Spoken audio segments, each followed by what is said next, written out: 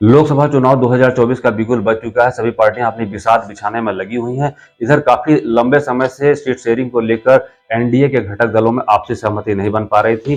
कल आपसी सहमति तक सभी पार्टियां पहुंच गईं और बीजेपी के बिहार प्रभारी विनोद तावड़े ने दिल्ली में प्रेस कॉन्फ्रेंस कर यह सारी डिटेल साझा की कि उनकी पार्टी यानी कि बीजेपी 17 सीटों पर चुनाव लड़ेगी, 16 सीटों पर जनता दल यू लड़ेगी और 5 सीट पर चिराग पासवान की पार्टी लोक जनशक्ति रामविलास लड़ेगी।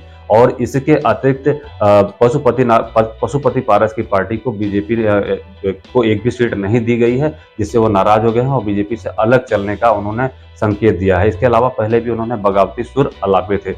इसके अतिरिक्त एक एक सीट पर जीतन राम मांझी की पार्टी, हिंदुस्तान अवाम मोर्चा और उपेंद्र कुशवाहा की पार्टी को एक एक सीट दी गई है। और इधर सीट शेयरिंग के आपसी सहमति हो जाने के बाद राजू तिवारी, जो कि लोक जनशक्ति पार्टी के नेता हैं, उन्होंने कहा है कि 5 सीटें जो उन्हें मिली हैं उस पर वह जीत सुनिश्चित करेंगे। इसके अलावा 40 सीटें वह जीतने जा रहे हैं। बिहार की जो लोकसभा सीटें 40 सीटें वह जीतने जा रहे हैं। इधर संजय झा, जनता दल यूनाइटेड के नेता, ने भी कहा है कि इस बार बिहार में लोकसभा चुनाव एक तरफा होने वाला है और 40 की 40 सीटें हमारी झोली में आ रही हैं। उप मुख्यमंत्री सम्राट चौधरी और बीजेपी नेता सम्राट चौधरी ने कहा है कि पिछले बार हमारे साथ 3 घटक दल थे, इस बार हमारे साथ जीतन राम मांझी और उपेंद्र कुशवाहा की पार्टी भी है और इस बार हमारी स्थिति बहुत मजबूत है और हम कांटे की टक्कर देने जा रहे हैं बिहार में।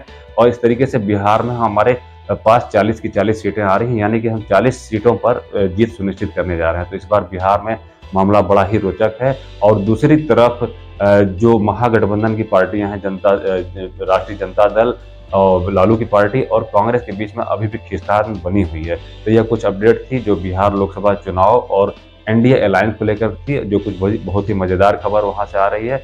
और इसी तरीके के अपडेट्स के लिए हमारे YouTube channel info highway India के साथ बने रहिए। फिर आते हैं कुछ मजेदार जानकारियों और लोकसभा चुनाव 2024 से संबंधित महत्वपूर्ण जानकारियों के साथ। तब तक के लिए धन्यवाद, नमस्कार, वंदे मातरम।